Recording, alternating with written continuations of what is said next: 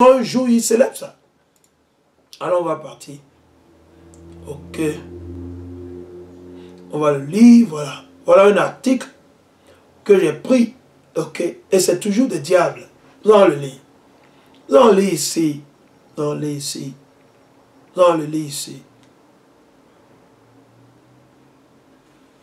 Ok. Nous allons le lire. C'est Mary House. Dans la maison de Marie à Éphèse. Ok. On va le lire. Paraît-il que Marie, selon l'histoire que nos aïeux ont écrite, maintenant, c'est écrit dans des livres. Ok. Je le lis directement sur les sites. Ok. Ici, c'est écrit dit Mary House in Ephesus. Ephesus, right? Sur la maison de Marie à Éphèse. Ok. Ok. Je vais juste prendre une petite partie, premièrement, que je vais faire la traduction. Je vais demander à Google. Et après, je vais encore prendre la partie la plus importante que nous allons demander à Google de nous traduire. Ok? Ok. Voilà. On va le lire. Donc ça, c'est à Éphèse. Ce n'est même pas à Jérusalem. Ok? C'est à Éphèse. Donc, on va partager l'écran avec certains, avec vous.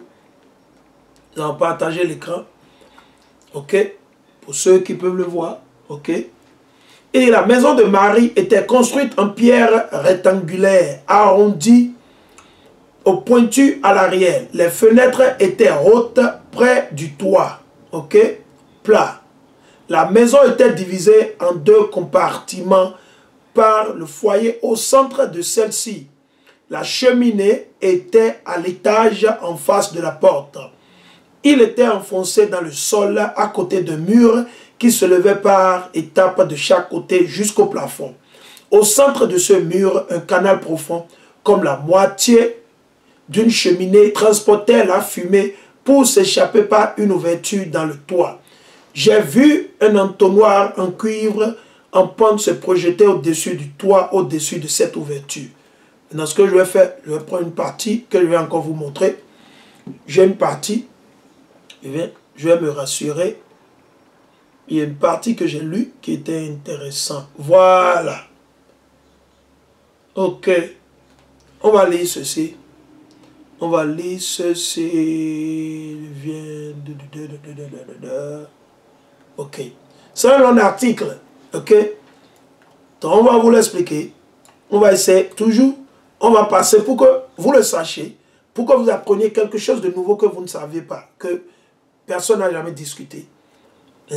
Pour clarifier les confusions, les mensonges dans le christianisme. Il y a tellement de doctrines dans le christianisme. Rien que des mensonges, 24 heures sur 24, dans le christianisme. Ils n'aiment pas la vérité. Quand tu leur dis la vérité, tu deviens leur ennemi. C'est ce qu'ils font. Ok? Donc, on va lire un peu. C'est une histoire maintenant. Avant qu'on aille là-bas, je vais lire un précepte. Alors, nous allons partir dans Jean, si j'ai bonne mémoire. Alors, nous allons partir dans Jean. Ok? On va lire. Je vais lire ce précepte avec vous. Ok? Ok, nous allons le lire. Pour ceux-là qui ne le savent pas. Ok?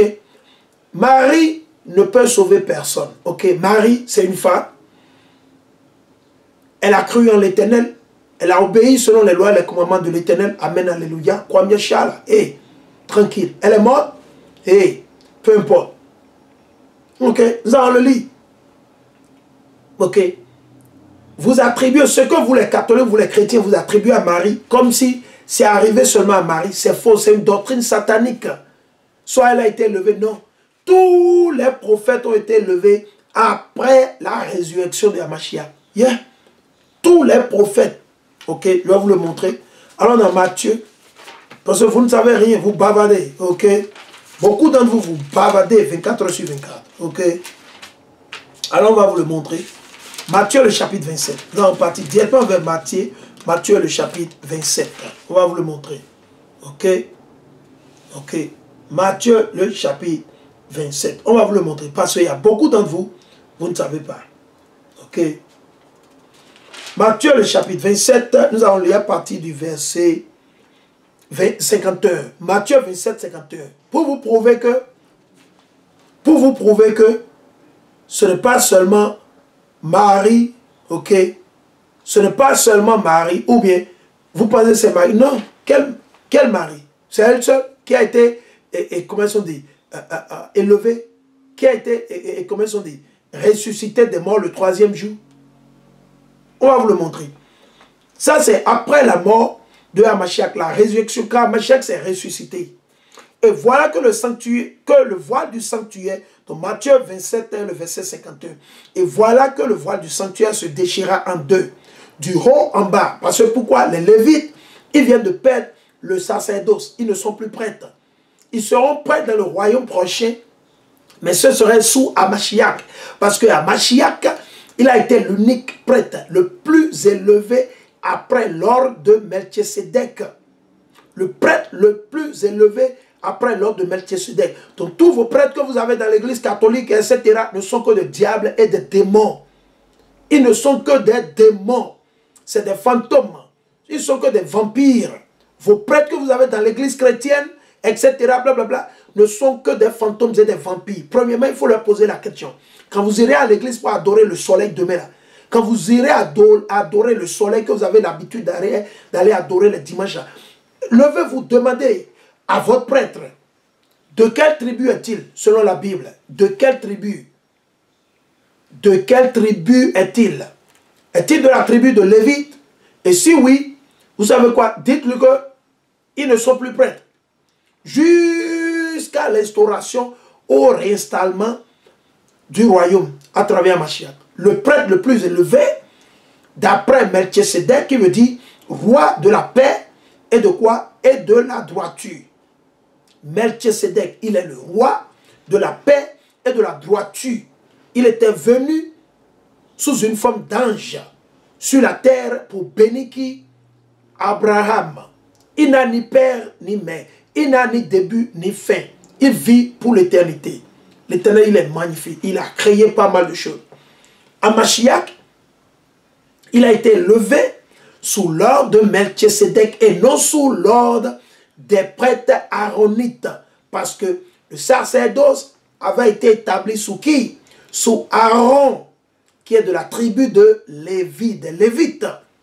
Mais en constatant de fautes avec eux, quand vous allez dans le livre de Hébreu, ok, Hébreu le chapitre 5, Hébreu le chapitre 7, Hébreu le chapitre 9, Hébreu le chapitre 10, en voyant de fautes avec eux, le sacerdoce leur a été ôté. Vous allez dans Osée le chapitre 4 et le verset 6.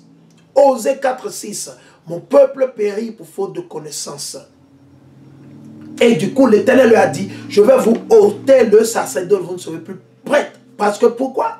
Ils ne font que contribuer au péché de la nation. Au lieu d'avertir le peuple, ils regardaient les émotions, comme le font aujourd'hui nos pères, nos mères, nos tantes, nos grands-parents, c'est la même chose. Raison pour laquelle l'Éternel, il va tuer 2 tiers. Les sentiments, les émotions, c'est contre la Bible. Il faut dire la vérité à son père. Il faut dire la vérité à sa soeur ou à sa mère. On s'en fout de leurs sentiments. Parce que c'est ainsi que vous allez les aider à avoir le salut à travers Mashiach. Mais en vous taisant, jouant les émotions, les sentiments, vous allez mourir et ils vont mourir aussi. Vous allez tous périr. Et c'est le choix que certains d'entre vous, vous avez fait. Ça n'engage que vous. Donc, il faut comprendre. Il faut comprendre. Vous devez comprendre en tant que nation que le prêtre le plus élevé aujourd'hui, c'est Hamashiach d'après l'ordre de Melchisedec et non l'ordre d'Aaron et non l'ordre des Aaronites. Non. Donc il faut comprendre ça. Donc vos prêtres dans vos églises chrétiennes ne sont que des diables, ne sont que des menteurs. Ils sont de quelle tribu? Même Esso dit qu'il est prêtre pour nous. Même ces blancs, ils disent qu'ils sont... Les Chinois sont même prêts pour la nation d'Israël. Vous êtes malade. Vous êtes malade. En tant que nation, nous sommes malades. Genre, psychologiquement, nous sommes finis. Vous avez le ventre seulement pour manger. Manger, manger, manger. Pas de réflexion. La Bible dit que le sacerdoce a été ôté de la main des Lévites. C'était seulement les Lévites qui ont été choisis pour être prêtres. Quand vous allez dans le livre de quoi? De Lévitique. Vous allez dans Lévitique, Deutéronome, l'éternalité, c'est les Lévites, car c'est eux l'héritage de Dieu, c'est eux la propriété. Jean, c'est à eux que l'Éternel n'a pas donné de terre, dont ils devaient vivre parmi nous. Donc c'est à nous de leur donner quoi? 1/10 de tous nos fruits. Quand nous faisons la bière, 1/10 de nos habits, ce n'était pas l'argent. Ce n'était pas l'argent comme vous le faites aujourd'hui. Non. Ce n'était que des produits, et comme ils sont des fruitiers, laitiers, de la fromage, de la viande. C'était des poulets, des moutons, des canards. 1/10. Ce n'était pas l'argent physiquement. Non! Ok. Donc Dieu lui a ôté le sacerdoce et c'est allé vers Mashiach, le prêtre le plus élevé. À Mashiach, pas plus ni moins. Donc vos prêtres dans vos églises, là, demain quand vous irez adorer le soleil, là, il faut leur dire que, ok, de quelle tribu êtes-vous? Ils ne peuvent pas vous répondre. Ils ne peuvent pas vous répondre. Ils ne s'y attendent pas à cette question. Il faut leur demander. Ils vont vous faire sortir de l'église. Faites-le, vous allez me dire. Vous allez à l'église demain, là. Soulevez-vous. Quand ils sont en train de faire la messe, là, soulevez votre main que vous avez une question. Vous êtes déjà, les gens vont vous faire sortir de l'église déjà. Parce qu'il n'y a pas de vérité dans le christianisme. Pas de vérité. Vous avez vu comment le frère m'a posé il a posé la question dans le groupe. Et un jeune frère lui a répondu. Un jeune frère lui a répondu. Donc, j'ai répondu, j'ai dit, ok, nous allons répondre. Parce que nous, on ne va pas juste répondre pour répondre. On va répondre et édifier toute la nation d'Israël. Pas seulement une seule personne. Nous édifions toute la nation d'Israël. Cette édification, c'est la chose que nous faisons. Ok? Mais nous, on n'a pas chassé le frère. On ne va pas dire au frère. Le frère a posé une question. Il peut poser cette question à un pasteur ou à un prêtre. Non, mais on va lui dire qu'il est malade. Ok? On va le lire. Il dit, les tombeaux, il dit, la terre trembla. Donc, le jour que Mashiach est mort, il a été ressuscité. Le jour où il est mort, il y a eu un tremblement de terre. Le jour où il s'est ressuscité, il y a eu un tremblement de terre. La terre trembla. Les rochers se fondirent. Imaginez. Les rochers se sont fendus. Les tombeaux s'ouvrirent. Ok? Ok? Pour vous qui bavardez. Les tombeaux s'ouvrirent et on va voir ce qui s'est passé. De nombreux corps de saints, c'est seulement les saints. Les pécheurs n'ont pas été ressuscités. Les pécheurs n'ont pas ressuscité.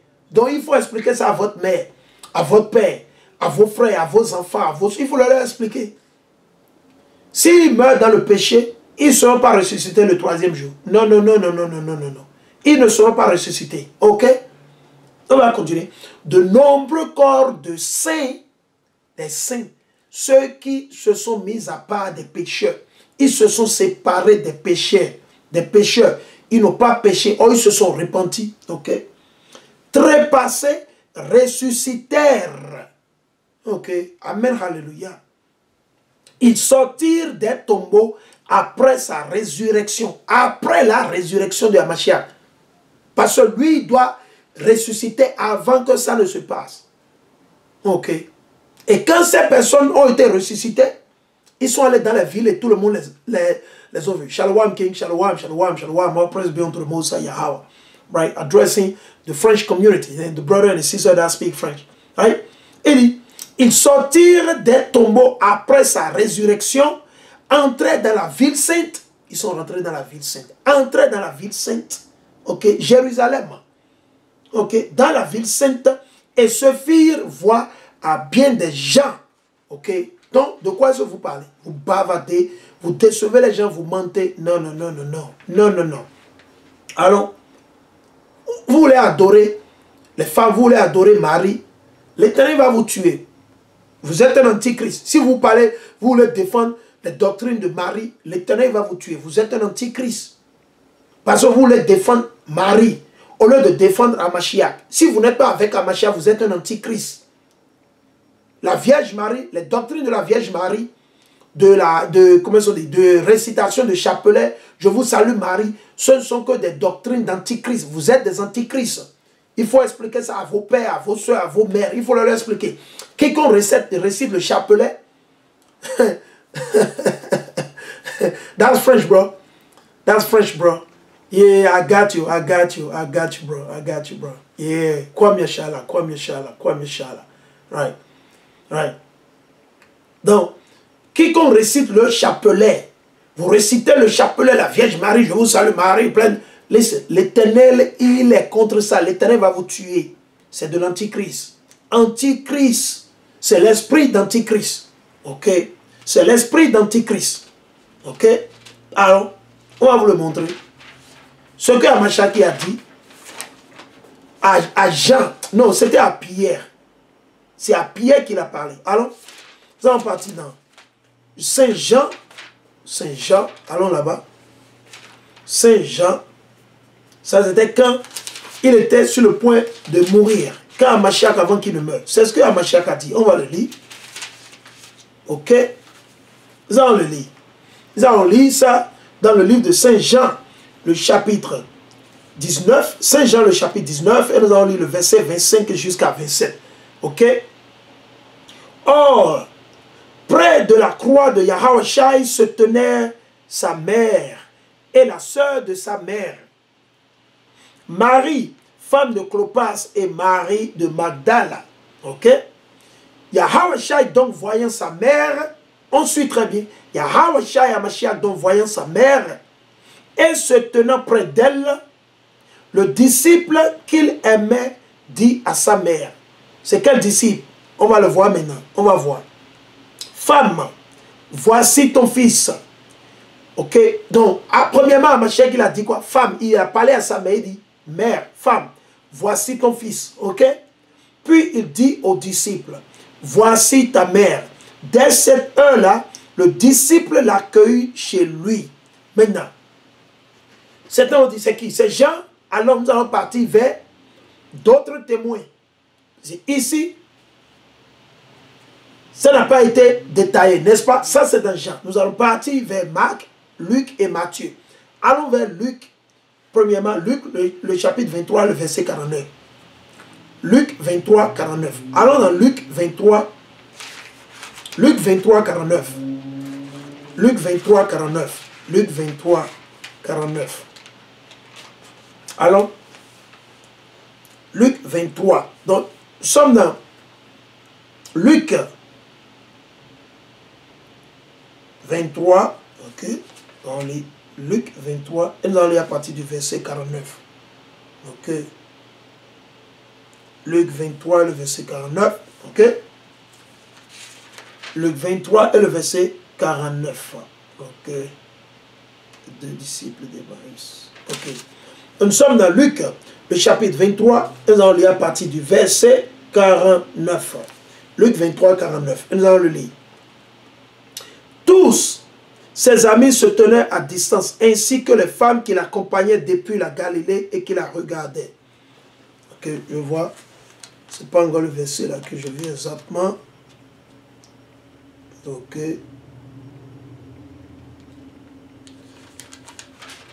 Voilà, c'est là qu'il y a. Je me rassure le visage, le verset que je veux. Ok. Comme il a dit exactement, c'est ça nous allons lire. Ok. Propos, ratage. Allez, allons. Je vais vérifier. Nous allons partir dans Matthieu 27. Je vois. Matthieu 27. Matthieu 27. Alors, je vais voir. Matthieu 27. Ok. Matthieu 27. Ok. Matthieu 27. Nous allons voir. Avant la mort de Hamashiach. Ce qu'il a dit. Ok. Avant la mort de Hamashiach. Matthieu 27. On va aller à partir du verset 55. Ok. Matthieu 27. Ok. On va aller à partir du verset. Voilà, on va aller. Matthieu 27. On va aller à partir du verset 57. Ok. Et dès le soir venu, il vint un homme riche d'Arimathie, de nom de Joseph, qui s'était fait. Ça, c'est après la mort. Hein? Ça, c'est après la mort. C'est le compte que je veux. Exactement. Exactement ce compte-là que je veux. Comme je l'ai lu. Parce que c'est Pierre qui l'a pris chez elle. C'est Pierre qui l'a pris. Maintenant, quand vous allez lire en ligne, il parle aussi de Jean. On l'a lu dans Jean. Ok. On la lit aussi dans Jean. Tomber. Ok. Allez, je lis. Assise le lendemain. Je sais que Pierre a pris la mère Marie chez elle. Maintenant, quand on le lit aussi, en lit ici, il dit aussi Jean l'a fait. Comme je l'ai lu dans Jean. Ok. Je viens de le revoir. Il dit. Je vois. Ok. C'était dans Jean. En majeure partie du temps, c'était dans Jean. C'est dans Jean, le chapitre 19, comme je l'ai lu. Donc, il dit, et nous savons, l'apôtre le plus aimé de la Mashiach, c'était Pierre. C'était Pierre. Ok? Pierre, pour ceux qui ne le savent pas, parce que, allons, dans Jean, toujours, on le lit, Jean, le chapitre 21. Jean, le chapitre 21, et là, on lit à partir du verset 19. Ok? Jean 21 et le verset 19. Il signifiait en parlant ici le genre de mort par lequel Pierre devait glorifier Yahweh. Ayant dit cela, il lui dit, suis-moi. Se retournant, Pierre aperçoit marchant à leur sud. Right? Souvent, de la manière ils ont écrit, marchant à leur sud. Il dit, le disciple que Yahweh Shai aimait, donc le disciple le plus aimé de tous les disciples, les 17 ou les 12, c'était qui? C'est Pierre, ok? Celui-là même qui, durant le repas, s'était penché sur sa poitrine et avait dit, Seigneur, qu'est-ce qui te livre? Le voyant donc Pierre dit à Yahweh Shai, Seigneur, et lui, Yahweh Shai lui dit, si je veux qu'il demeure jusqu'à ce que je vienne, que t'importe, toi? Suis-moi. Right? Donc, il faut comprendre, c'est Pierre, le disciple le plus aimé. C'est Pierre qui a pris Marie chez lui. Maintenant, peut-être après, Jean l'a fait. C'est possible. Ok? Ou bien peut-être Marie est restée un peu avec Pierre, puis elle est allée rester avec Jean. Ça dépend. Nous allons le lire ici. Nous allons le lire ici. Ensuite, dans Jean, le chapitre 21. Jean, le chapitre 21, nous allons lire à partir du verset 15. Quand ils eurent déjeuné, Yahweh Shai dit à Simon Pierre, Simon, fils de Jean, m'aimes-tu plus que ceux-ci? Il lui répondit, oui Seigneur, tu sais que je t'aime. Yahweh Shai lui dit, paie mes agneaux. Donc ici c'est qui? C'est à Pierre que Mashiach est en train de s'adresser. Il n'a pas dit Marie, paie mes agneaux. Ok? Il dit, paie mes agneaux. Le verset 16, Jean 21, 16, il lui dit à nouveau, une deuxième fois, Simon, fils de Jean, m'aimes-tu? Une deuxième fois, oui Seigneur, lui dit-il, tu sais que je t'aime. Ça c'est Pierre. Yahweh Shai lui dit, paie mes brebis. Parce que le mot agneau, brebis, c'est des mots significatifs. Ils sont synonymes, signifient la même chose.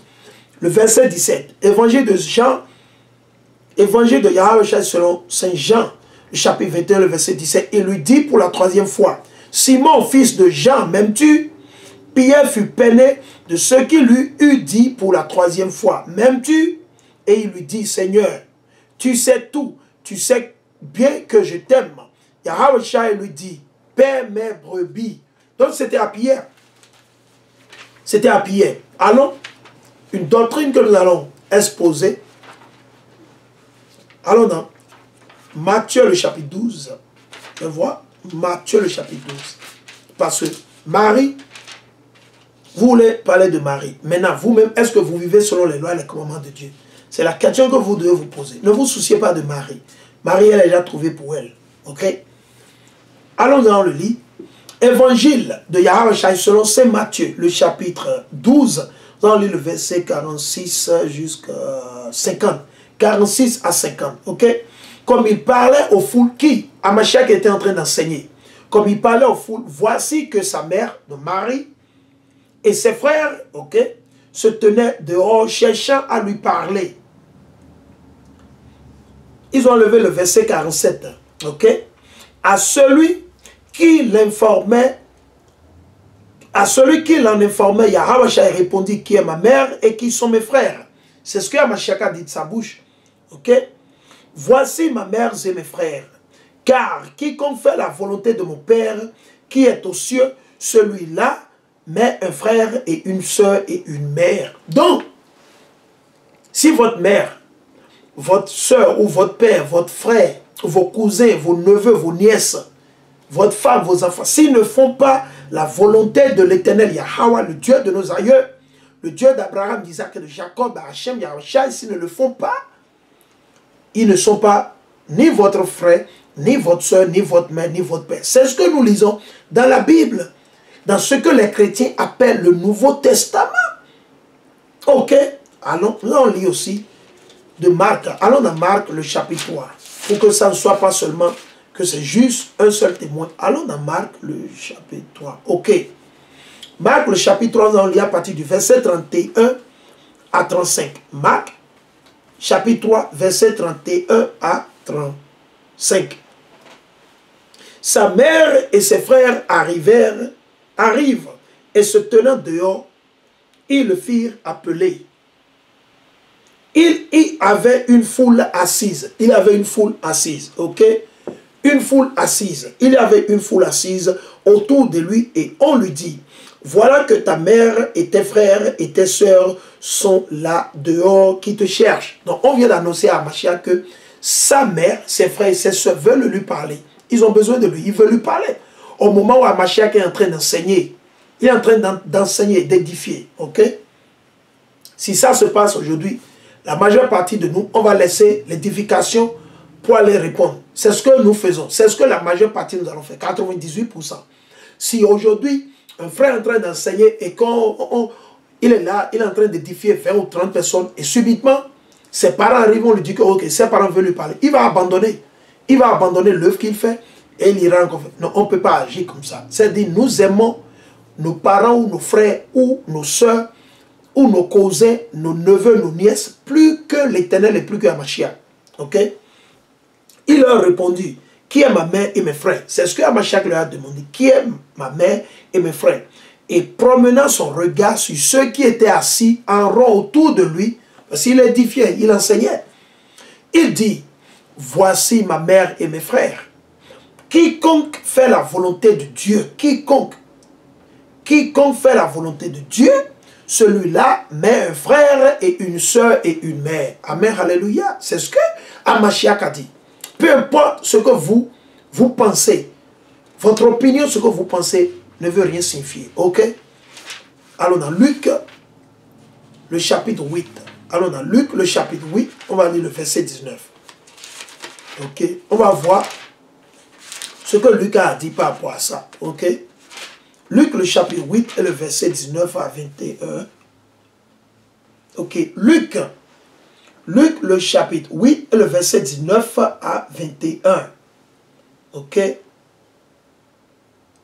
Sa mère et ses frères vinrent alors le trouver, mais ils ne pouvaient l'aborder à cause de la foule.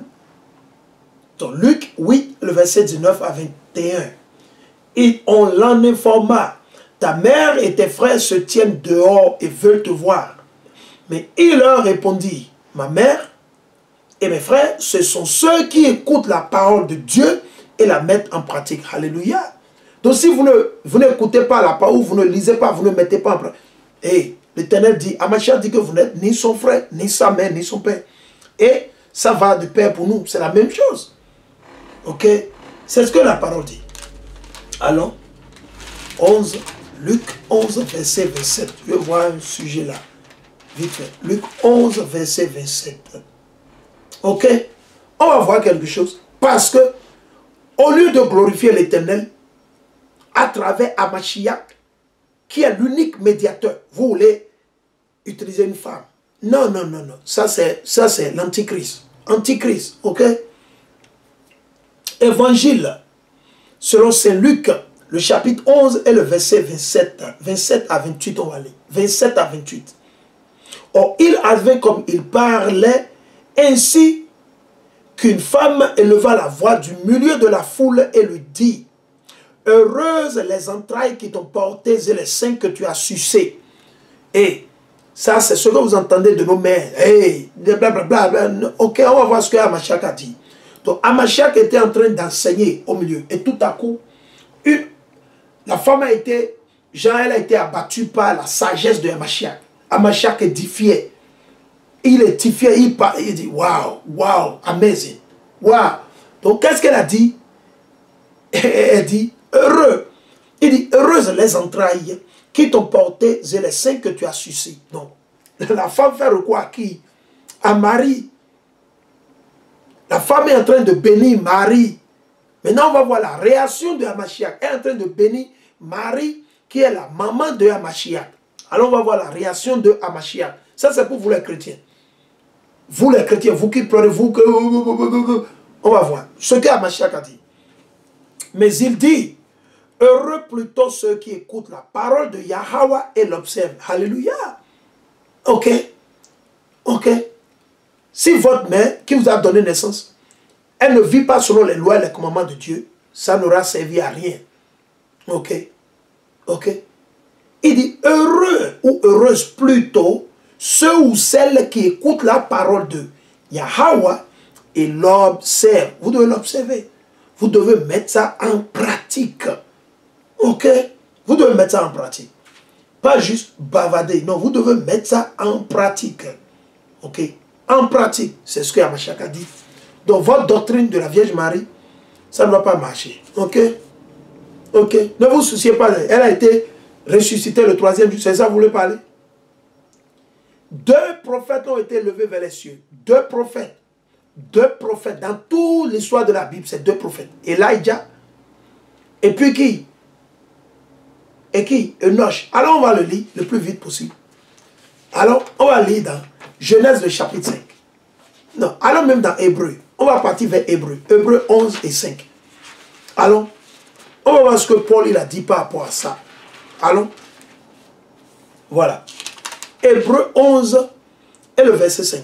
Ceux qui ont été élevés directement vers les cieux, 2 prophètes, en plus de Hamashiach. Ok? Hamashiach a été élevé vers les cieux. Maintenant, on parle des autres prophètes. Vous avez qui? Enoch, ils n'ont même pas vu la mort. Enoch et Elijah, ils n'ont pas vu la mort. Ils ne sont pas morts. C'est les 2 exceptions dans toute l'histoire de la Bible. Dans l'histoire de nos aïeux. 2, ils n'ont pas vu la mort. Marie, elle est morte. Ok? Elle est morte. Et elle était enterrée. Et ressuscitée le 3e jour. Ok? Ressuscitée le 3e jour. Ok? Pas plus ni moins. Elle est morte comme tout le monde meurt, comme tout le monde va mourir. Ok? Il faut comprendre. Ok? Marie, elle est morte. Ok? Alors, dans Hébreu, le chapitre 11 et le verset 5. Hébreu 11, 5. Par la foi, Enoch fut enlevé. Ok? Ce n'est pas Marie. Marie, elle est morte. Enoch, il n'est pas mort. Enoch fut enlevé en sorte qu'il ne vit pas la mort. Et on ne le trouva plus parce que Dieu l'avait enlevé. Avant son enlèvement, il a été enlevé.